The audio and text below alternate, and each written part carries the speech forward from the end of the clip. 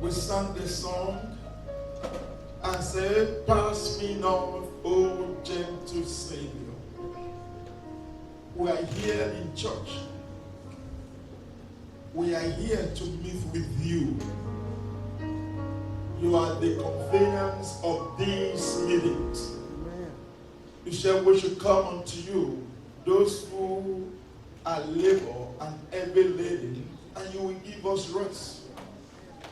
You said unto them that call unto you, Lord, the Son of Righteousness will shine on them. Lord Jesus, as you will be moving around this morning, please do not pass me by.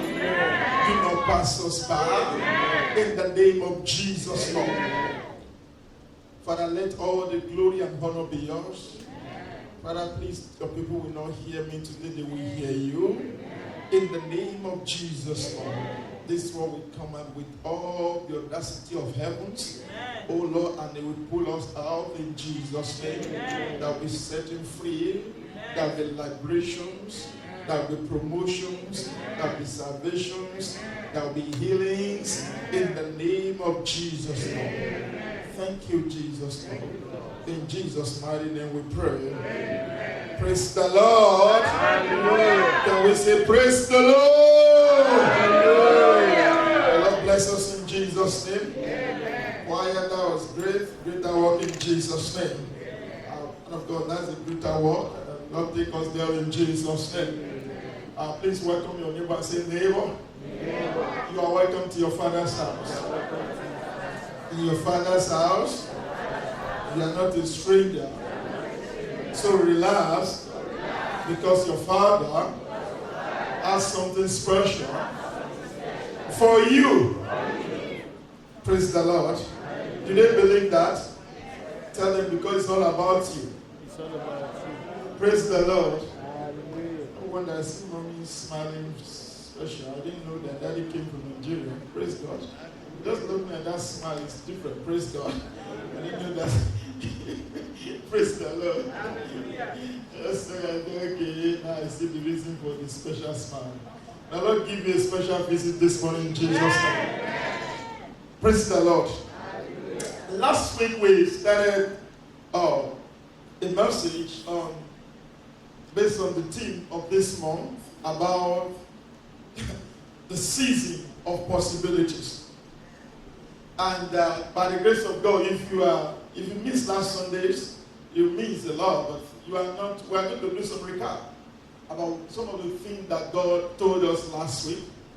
And we are looking at what you must understand. The theme with the topic is actually understanding your season of possibilities. Understanding, and the story was, we look at the story of John chapter 5, from verse 3 to around 14. About the man that been in a single spot for 38 years. And we look at many things about him. But one of the things that surprised me this morning with this song that we sang, pass me not, O gentle Savior. I discovered that day when Jesus went to that river, he only went for one person. He passed all of them up. Praise the Lord. He passed all of them and went to only one man, healed this one man, set him free, and he left the place. It's one of the story of the Bible that you look at and say, Jesus, you are a miracle worker. Should have gone and just heal everybody. Praise the Lord. Set them all free. But he went for one person. And I don't know whether that person is you today. May the Lord reach out to you in the name of Jesus, Lord.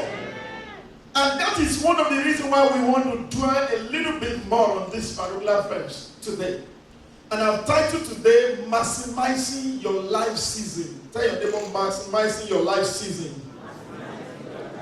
You can also call it maximizing your life's opportunities. Life is full of opportunities. God has not left us without opportunities. Our Lord is so helpful. He knows our needs from the beginning. And the book of Genesis chapter 8 verse 22 makes us to know that there are time for what? There is time, the seed time and the harvest time. There is time, oh Lord, to be born and a time, Lord, to die. A time, Lord, that's going to be 2 times in life. There will be the time of sowing seed and the time of harvest. He said the seed time and the harvest, the cold and the heat, the summer and the winter, the day and the night. The Lord makes sure that as long as this earth remains, you will not escape this time. So the Lord said that I will always create 2 seasons for you. And there will be a season to be blessed, and you must maximize it. I discovered that life gives us a lot of opportunity, but we easily miss it. And my text today is taken from the book of actually John chapter 5, from verse 6 to 9.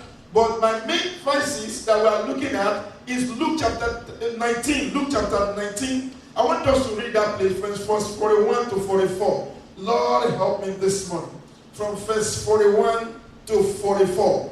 Now as he drew near, he saw the city and wept over it, saying, if you had known, even you, especially in this your day, the thing that make for your peace, but now they are hidden from your eyes.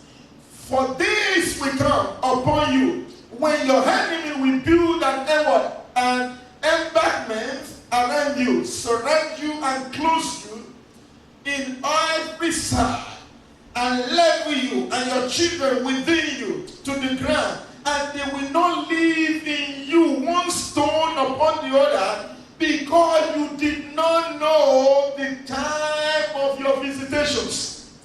There are 3 places in the Bible that Jesus wept, and that the Bible recorded for us. In the book of Hebrews chapter 5 verse 7.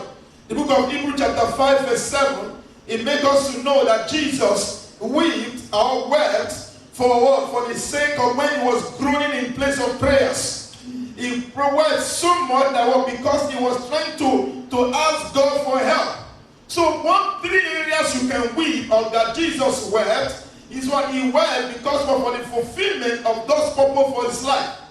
He wept so much that everybody would say, oh Jesus, why did you weep? I wept when he was in the garden of Gethsemane. He was praying with agony that cannot be uttered. So in Hebrews chapter 5 verse 7, Jesus wept for what? For the sake of the purpose at which he was born. In the book of John chapter 11 verse 35, the second place that Jesus wept, he wept because he saw the condition of Mary's and what? And Martha.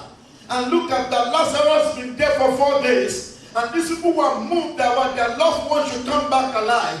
And Jesus was very troubled, and the Bible says he cried. And that tells us that that's the shortest verse in the Bible. Jesus wept. That's the second place that Jesus wept. That tells us that we do not have a Savior that cannot be touched by what we are going through. That's the song that said, he cried. Well, he cried, he cried, he see and he see, he cried. He is the one who cares for you. He sees and he sees, he cares and he cares. He is the one who cares for you. He tells you that Jesus cares. He cares to know our burdens. He cares to know what we are going through. So he cries when he sees what they are going through. Today, I don't know what you are going through, but heaven will intervene for you in the name of Jesus, Lord. So Hebrews chapter 4 verse 15, let us note that we do not have a Savior that cannot be touched by our infirmity. But he cried in the book of Luke chapter 19, from verse 41 to 44. It's a very challenging cry. He cried because Jesus walked with his disciples. They were rejoicing. And they go to the city of Jerusalem. Everything else looked beautiful. And the only thing Jesus could do is to put his hair like this and start weeping. He was weeping, and all of them were like, why are you weeping, Jesus? The only thing he will say is, see this city. See this city. See this city. Very soon everything will should be done. Very soon everything will should be destroyed. He said, they say, why? He said, because they miss their time of visitations. You will not miss your time of visitations.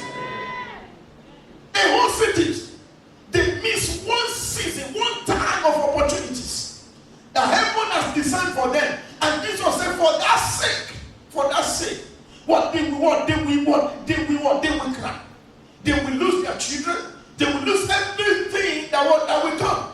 So God ordered the step of Jesus into that city to help them so that what the evil that is coming will not fall upon them.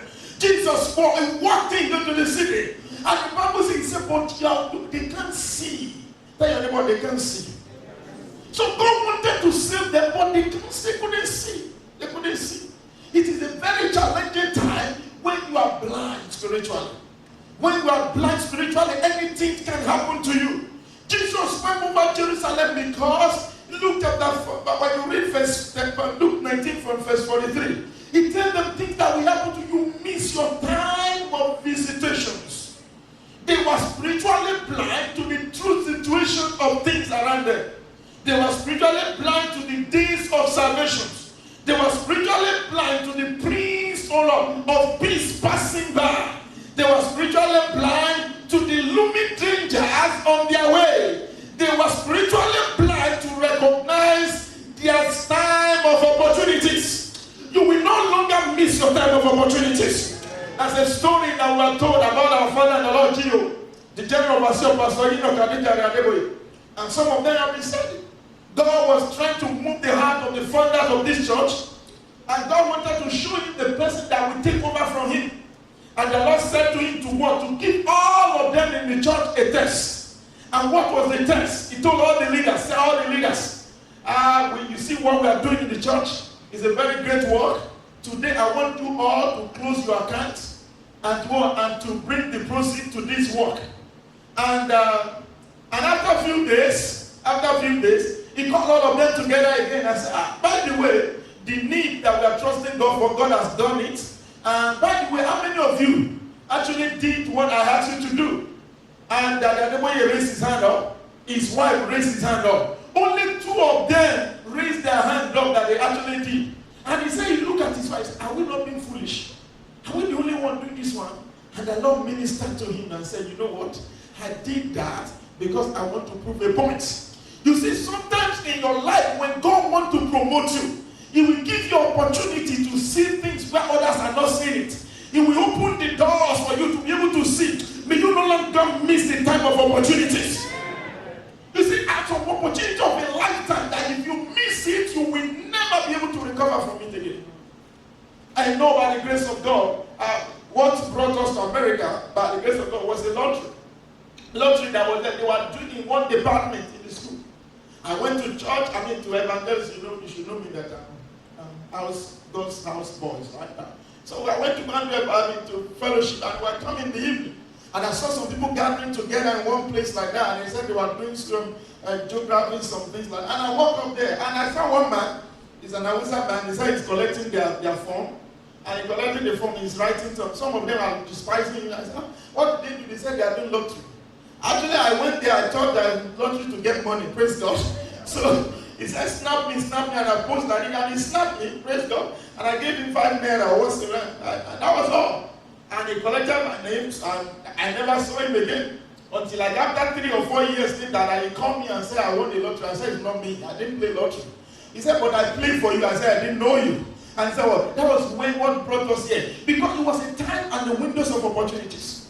So when I look at my life back, I think I said, what others are laboring for, I got it on the platter of gold without laboring, without even knowing. I never knew how they apply for lottery until I came here and started helping other people.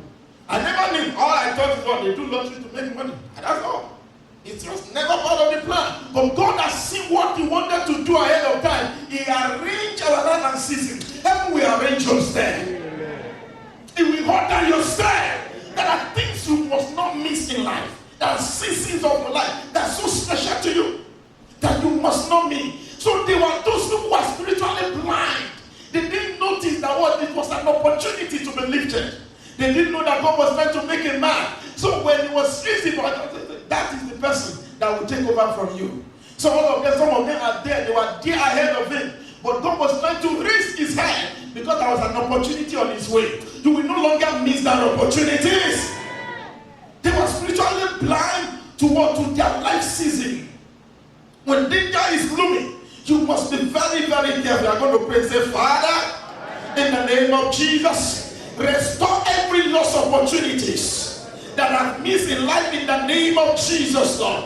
Every opportunity I've missed to carelessness, every opportunity I've missed, oh Lord, to not challenge, every opportunity I've missed, oh Lord, to blindness, restore in the name of Jesus, Lord. In Jesus' mighty name we pray. Because the emphasis is not on that opportunity, it's how to maximize the time that God has given unto you. How to maximize it. How to maximize your life. Number one point I put there, you must forget the past, but not the lesson. Tell your neighbor, you must forget the past, but not the lessons.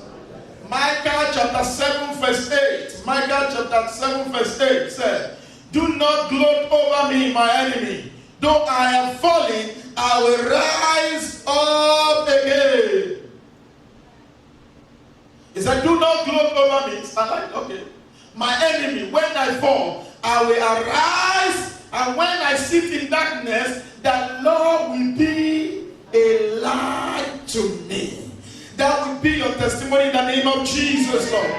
By the way, please, we are very sorry for the, I think the AC, we didn't turn it on time, and we don't know why it's not kicking on time. Please, we are very sorry. I know that it's a little bit hot. Praise God. So God bless us in Jesus' name. Praise the Lord. So it's what? He said, do not gloat over me, my enemies. Forget all. So you must forget the past, but the lessons you must never forget. Please do not forget the lessons of life. They are there to help you to remember. Why? Because God has what? Those lessons are what are good for you. Number two, you must focus on the future. Tell your neighbor, focus on the future. John chapter 5 verse 8. Focus on the future. No one focus on the future by dwelling on the past. Jesus said to him, rise, take up your bed and walk. John chapter 8 verse 5. John chapter 5 verse 8. He told him, he said what? Take up your bed and walk. Enough of excuses. He said, oh, nobody helped me. Nobody was there to assist me. When I come, somebody always do ahead and say, forget that. Take up your bed and walk. Forget the past. Focus on the future. Why? Everybody will make mistakes. You are human. You will make mistakes. Please don't forget this one. You will always make mistakes, whether you like it or not, because you are human. Not always. You will make mistakes. Praise God in life.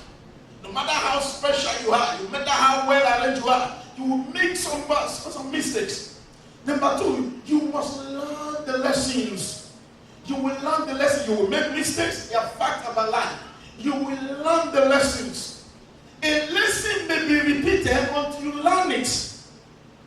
I don't want you to learn. A lesson will be repeated until you learn the lessons. If you don't learn earlier, the lesson gets harder and painful. There's a truth about life. If you don't learn earlier, the lesson gets harder and painful. We all know those who that take some courses in this country. You don't pass the first aid, they call it type A. The type B you think is more going to be better, it may be more tougher. You do type B, they now know you are getting used to the system. The type C will be a little bit more tougher because they have pool of those questions there. And they will tell you, as you miss this one, you better prepare for the harder one. So the more you miss it, the more. If you don't learn the lessons, what? You were earlier, the lesson gets harder and painful. You know you learn the lesson when your action change. You know you have learned the lesson when your action change. If you keep doing the same thing, you have not learned this lesson again. Praise God. God will rearrange and repackage that lesson for you in another module. And sometimes it will be harder lessons. So life will teach you lessons. You will make mistakes. Focus on the future. Number three things were, focus on your life purpose. Focus on your life purpose. There is a lot of things we focus on are irrelevant things. They are not things on. So John Maxwell said something. He said, success is knowing your purpose in life, growing to reach your maximum potential, and sowing seed that benefit others. Three powerful goals. Knowing your purpose in life, growing to reach your maximum potential, and sowing seed that benefit others. Jeremiah chapter 29 verse 11 said, for I know the plans I have towards you, declare the Lord. The plan to prosper you and not to harm you. The plan to give you hope and a future. I want want to tell us today something that led me. Some of if you don't know how to focus on the future, you will dwell so much on the past. Recently I remember some things about my life. And one of it is that particularly I want to share this particularly for the sake of the young ones, particularly the youth. And you see, you must know that some people that are not relevant in your life and know how to push them away. I got into a relationship some time ago while we were about in school. It was while it did see this sister very walking around us, praise the Lord. Hallelujah. And all of my friends, that bro sisters, brothers, brother, that sister is eyeing you, that sister is eyeing you, that sister. So I fought for their trip, praise God, and I fought for them. We started this dating stuff, and the relationship was not going anywhere. Instead of getting closer to God, it's drawing you closer to hell. And in the process, I fell into sin with this sister. And I told her, you know what? Enough. So let's pray. Let's set time aside to pray about this relationship. We set time. After like a month or two, come back. I set a rule for the relationship to continue from here. If this relationship should work, this is how it will work. Because I love God. I just sense something in my life that what? Michael, you are more than this one. There's something I program for your life. You have to prepare for it. And God was telling me this is not it. But I said, no. I've already, we know you as brothers. I want to be committed that I'm a faithful person. So I don't want to cheat any sister. So I'm committed. I will make it work. All of a sudden, something happened to me. Well, I'm going to tell us why I'm telling you all this story. This lady is somebody that is used to those life. And one day, one of my church members, workers in the church, I was the youth leader, they walked up to me and said, that sister you showed us is actually living in another man's house. I said, it's not true. So we went there. We found her living in that place, and now somebody has rented for her. And the fellow that rented the place happened to be like a family member or something, who is already married and already dating this girl. And I was annoyed. I took them there. I said, I'm doing something. I hit her inside. And I left. The following day, that night, they came and they arrested me. I needed to tell us some story about life. Because sometimes if all you have been hearing is good side, right? You need to hear some dirty side. They took me over the night. And she lied. She said, I took her 50,000 naira that time. They connect together with them. He's an uncle. And I was in prison. What do they call it? Cell. Over the night. That night, I prayed my life. And I promised God, if you save me out of this one, if you just save me, maximize your life opportunities, I promise everything you ask me to do, I will do. So the following morning they came and they released me and they canceled everything. So definitely you know that kind of relationship already has come to a good end there, right? So about 6 months or 7 months later, she came and started begging me. I said, really? With all that one, God be with you, love you. Go in peace. But why did I tell us that story? I want to tell you. About 2 weeks ago, on Tuesday, I just saw a revelation. That God revealed to me. I watched a movie of God. The meeting they had in my absence about 15 years ago, God played everything to me. Where those people that are there, when they were making, He played everything to me. And He showed that they've gone through some stuff in our life. And I woke up around 3 times. I said, God, what is this? This is somebody that I've partnered with for years. Why are you showing me about her today? In a few minutes later, around 6 a.m., I saw something on my Facebook. Somebody was asking that I should accept her. Guess who? The girl, the lady. Holy Ghost fire, right? I was wondering what is going on. Who is this fellow? And I looked and I said, you know what? Who is this? Can you show your face? I want to know whether it's you. And I saw the face. She started asking for prayers. I saw how her life has turned out to be. Her situation has been. I told her, I'm going to talk to my wife to pray. My wife said, no. So let's pray for this. Let's pray for her. Let's release her to go with her lives. Life. Opportunities. Timing. There's some decision in your life. There's some people in your life. I have to tell her, I said, sorry, I can't accept you. I have blocked you from today and forever in Jesus' name. I pray for you, it's well with you. But from now here, we can be friends. Praise the Lord. Because when I look at the past, she was part of my past. She doesn't belong to my future. So if I carry her into my future, I will destroy the future God is building for me. So why? There's some people in your life, they ended last night. You are still carrying them as embargoes. You are still carrying them as luggage. To where to replace God is taking you. Will you let them be and let them say bye-bye? And say, well, we meet again. Praise the Lord. That's for people that are not relevant to where you are going. But you must focus. And to focus on the future, you must let go of the past. You keep dwelling on the past. There's some people that God has already put stop in your life. The best way is to cut them off in every area. In social media, cut them off. In your any cell phone, cut them off. In any relationship, cut them off. Block them, delete them, remove them out of your system. You have one life.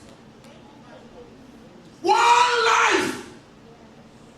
If you don't deal with it now, it will deal with you in the future. Some of you have one whole girlfriend, you are still keeping them contacts. You have one whole man friend, you are still keeping their contacts. So that they can say you are looking beautiful, you are looking handsome. And that is making your head to swell. Let them be and move into the future that God has for you. You cannot face the future by dwelling on the past. Even your past mistake will hinder you from reaching where God is taking you. You must focus your thoughts. You must focus your mind. You must focus your action on the thing that is ahead of you. Focus on one thing. Tell your neighbor, focus on one thing. Focus on one thing. One thing. One thing. Philippians chapter 3 verse 13. Focus on one thing. Focus on that one man. Focus on your wife. Focus on the most important thing in your life. Focus on. Yes, your neighbor. Focus on. One Just thing. raise one hand. Focus on. One Focus on. One thing. Focus on. If you want to be some of them, we are so scattered. You are pursuing 3 professions at the same time. You want to be this, you want to be that, you want to be that, and you are nobody in between. You must focus and master that place and become the best in the place. Focus. You just look at the man. The man was busy looking at it and said, focus on me. I am the one having business with you. Why are you concerned about all these people? They didn't help me, they pushed me down. Let them be. Focus on one thing. Focus on one thing. You don't have all the time. Tell your neighbor, you don't have all the time. You don't have. You must take advantage of criticism to improve your productivities. Let me tell you, everything that ever helped me in this world, this week, is criticism. Today. And my best critic is my wife. If you don't know. I'm telling you. You must be good. It's good. It doesn't bother me. I'm telling you. Use it to your advantage. They said this is not good. That means they want you to do it better. And now you do it better, you master that place. Is that not true? If you do it over and over, you master it. Why do you look at somebody talk down on me and use it to your advantage? Use it to move forward. Take advantage of time. Focus on right associations. Right associations.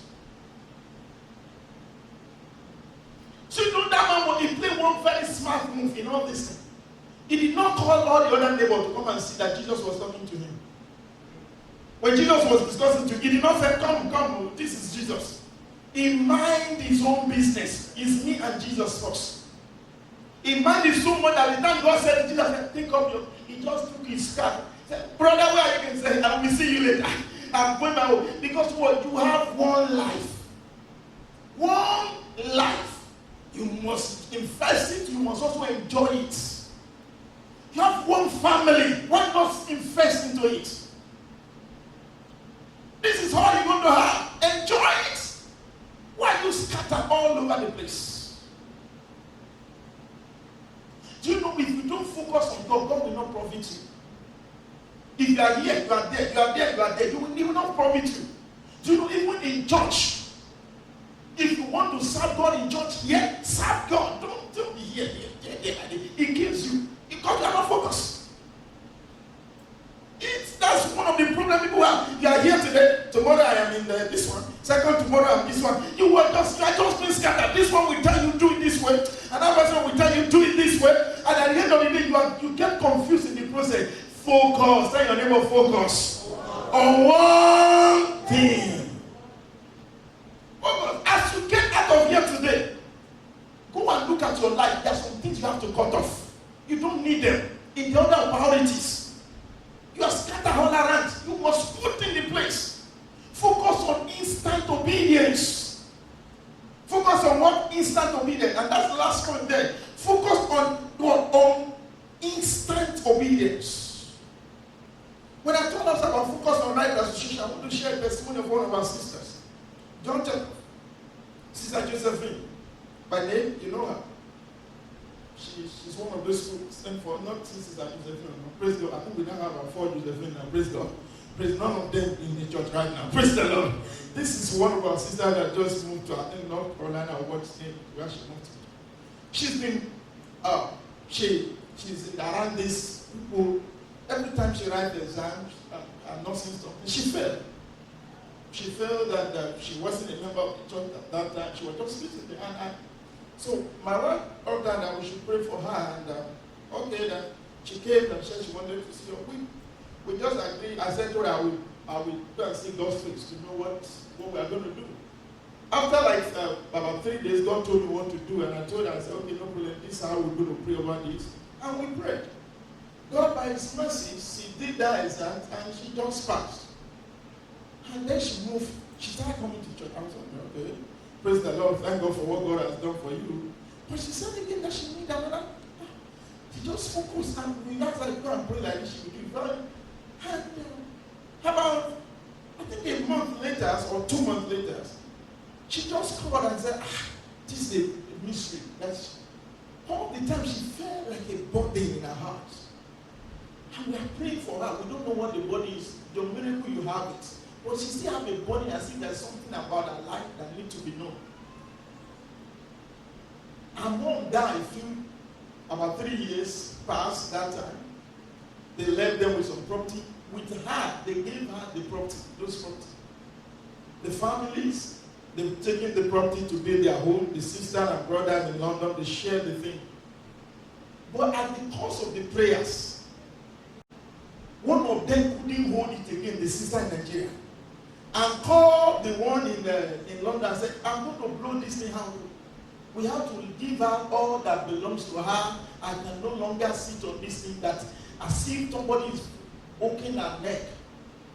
By the time she came and she said, this is what God has done. By that time, within a week, they sent all the paperwork, they returned everything they have stolen away from her, and they gave her back. And I was looking, this is in the families. Why? She focused on God. And believe that God, if you have done that for me, I don't know the body, she senses a season in her life. That there's something about now that I don't know. But she was pouring it out, but God knew what the need was. So the need, by divine mercy, God touched them, and created trouble for them in their camp. And they have to be the one that called her and handed over to her property that worth millions. And today she's rejoicing. She just said, Pastor, I'm relocating there. I said, see you. Praise God. Praise the Lord. The Lord has done you so well. Praise the Lord. And she just, and we're just rejoicing. What am I saying today? You must focus on one God, on one thing, on the right associations, and you must focus on instant obedience. Let's bow our heads as we pray. What is instant obedience? See, if I had listened to God, I would not have gone through those trauma I went through. When he said, leave that place, I should have left. But I was carrying that baggage with me until what? Until I passed through pains that beyond what I could do. Go handle myself. I don't know any one of us here today. And the Lord is saying, I am providing opportunities for you. And you need to maximize. All you look, I have missed that opportunities. I have missed that chances before. I have missed out. I need God to help me. We are going to pray in the name of Jesus. Last and say, Father, in the name of Jesus, give me the grace to restore everything that I've lost to carelessness. In the name of our Lord Jesus Christ. From today I break, our Lord, every spirit of distractions. Every spirit of distractions. Oh Lord, around me in the name of our Lord Jesus Christ. I command that Jesus, you are the spirit of God. You have the spirit of one thing. The spirit of Christ. Oh Lord, the Bible says Jesus said, one thing I do. Oh Lord, Paul said, one thing I do. Forgetting those things that are behind. I'm focused on the thing that is the future. Jesus said, oh Lord, my Father's business I must finish. This is one thing. All these people are people of one thing. They are not people of many things. Every spirit of distraction, can you pray? Some of us cannot be organized for 30 minutes. You are here, you are there, you are here, you are here. You can't focus your thoughts right. When you are doing one thought like this, your thought is scattered everywhere. Can you ask God this morning and say, Father, Lord, please help me. Every distraction, I cast you out. Some of us, when you are doing something, you can't just focus. You are just scattered. When you're on the net, you are doing one thing, but several places, your mind is all over the places. One thing around. I think that is what. Ask God, give me grace to focus. In the name of our Lord Jesus Christ. Father, thank you. In Jesus' mighty name we pray. I want to just pray for us. You are here in the church. You need to focus on Jesus, the author and the finisher of our faith. If your focus is not on him, it's a waste of time. Maybe my story is not just like yours. Maybe you are not learning the lesson, that way you are repeating the classes over and over again. The Lord need to help you. Oh Lord, God want me to yank you out. The Lord need to send you help. Can you all eyes closed? Please just wave your hand. I want to pray for you today. Oh Lord, God need to send up that team. Thank you, Jesus. Thank you, Jesus. You have no useless association around you. That God need to eliminate them away so that He can set you free and give you the future He has for you. Thank you for those hands. My Father, my God, I present them to you. You are going to say, I renounce this association. I did the name of our Lord Jesus. I said that today and my eyes is on you. In the name of our Lord Jesus Christ. Lord, I pray for your son, for your daughters, and everyone here. You know them by name. You know what they are going through. You help me out when I couldn't help myself. I pray that these people, oh Lord, you will give them grace to get out of it in the name of Jesus, Lord. Every help they need, please supply in the name of Jesus, Lord. Please don't do it by force like mine. Lord Jesus, please help them out. Grant them grace and wisdom. In the name of Jesus, Lord. Thank you, Father. If you have not given your life to Jesus Christ, I can still welcome you to the fold. Please just wave your hand unto Jesus. Thank you, Jesus. Lord, we pray, thank you, Jesus. Thank you, Jesus. Giving your life to Jesus, we just pray for you that Lord establish you in the name of our Lord Jesus Christ. It take you from glory to glory in the name of Jesus. Oh Lord, thank you, faithful Father. In Jesus' mighty name we pray. Please help me to remind your neighbor and say one thing. One God, one future, and one glory. God bless you.